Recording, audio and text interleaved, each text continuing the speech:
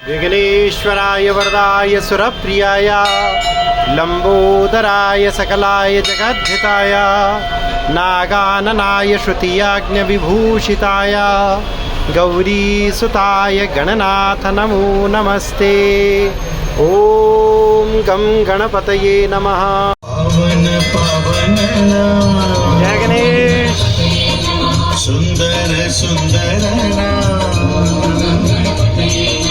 मधुर मधुर Anand Anand मंगल मंगल मंगल मंगल जय Shri Ganesh.